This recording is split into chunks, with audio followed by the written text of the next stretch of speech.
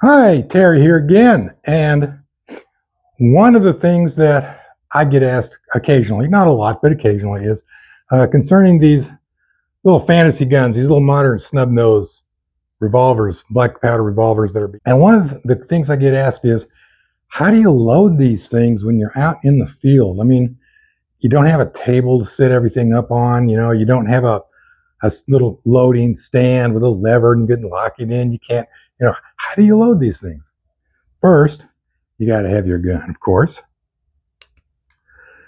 Put it on half cock, and then you're going to take your powder, and it doesn't matter what size of measure is on here. You only need one measure. You don't need a powder measure to load black powder. No, you don't. If you do, I would suggest maybe you should not be shooting black powder.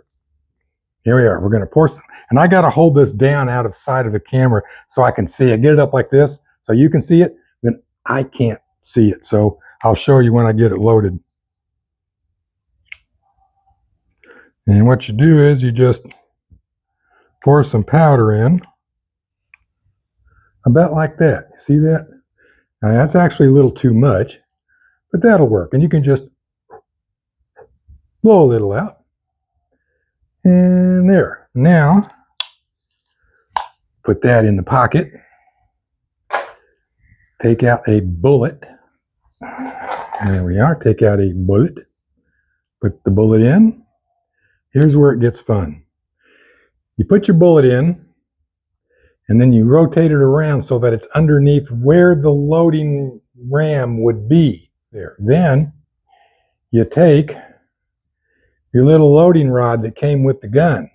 Now, if you lost it or you don't have one, say the gun that you bought used and they lost the ram, or this was a custom made job and it just didn't come with a ram. Well, you can use a wooden dowel that fits, cut it down to the right length so it fits. And in a pinch, you can also just carve down a stick. And you'll need a hammer. And if you don't have a hammer, well, you can just use a rock. It's not rocket science. You can use a rock or a bigger stick. And what if you're somewhere where you don't have access to a rock or a stick? Well, then you just bend over and kiss your ass goodbye because you ain't reloading nothing. Okay? Let me get back here kind of so you can see that. And then you just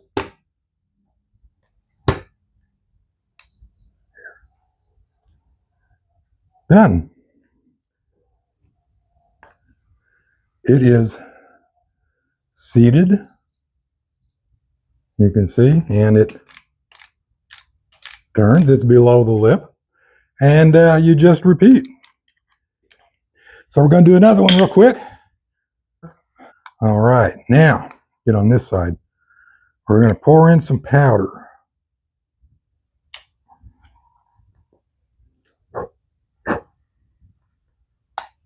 About that much will do.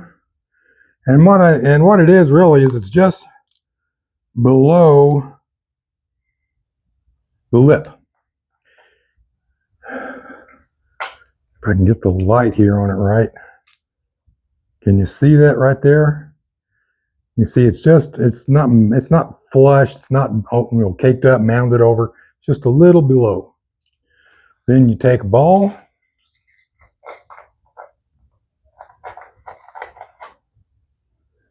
You seat it on the powder, like so. You rotate it till it lines up. You just look down until it lines up. See the ball down in there? How it's lined up with the ram. Put the ram in, or stick, or whatever you got. Take your hammer. Done and dusted. It's down below the lip. That's 2. Okay, now I'm going to go ahead and finish loading this up. Then I'm going to show you a neat little trick that I figured out. Actually, somebody showed this to me a long time ago, back in the 1970s. So I'm going to finish loading this up, then I'll get back and show you how I load caps. Okay, so now I'm going to load the last round. I'm going to show you this again first. You just fill the chamber up with powder. Blow off any excess that might be on it so that it's just, I don't know if you can see that. You see it's not, like I say, it's not mounded up. It may be even a little down low. It depends just on how full you want to load it, what kind of charge you want to put in on it. And then you put a ball on it. You turn it around so that when you look down this hole where the loading ram would be, you can see the ball down there. You see that ball sticking up? And then you just put your loading ram on it.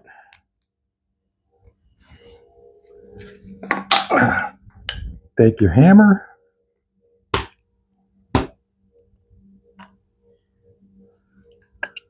This one needs a little bit more.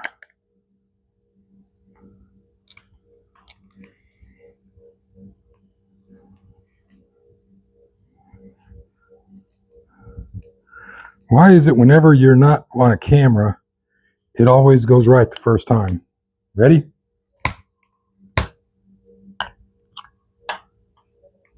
There it is.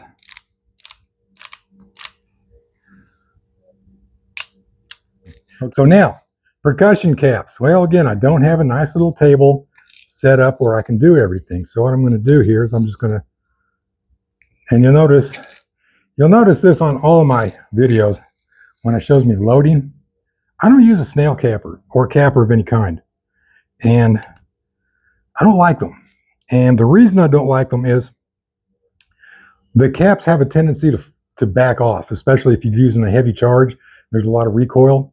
And even people who use them, like Mike Bellevue, anytime he finishes loading one of his revolvers, he then takes a wooden stick and he pushes down on, make sure they're seated nice and tight, because they have a tendency to be just kind of a little on the loose side and back up.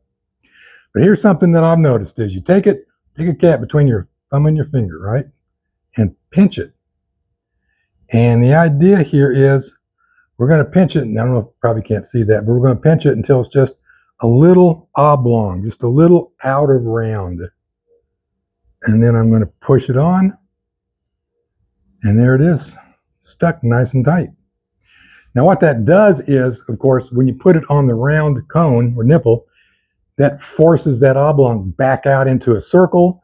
That brass has got a little bit of spring to it, so it springs back in against the cone and helps hold it on a lot tighter. And I've noticed by doing that, I get a lot fewer misfires. So pinch, slip it on, nice and tight, and done. Now let me see if I can change the angle on this again and show you again how I do that. So first, we take out a cap.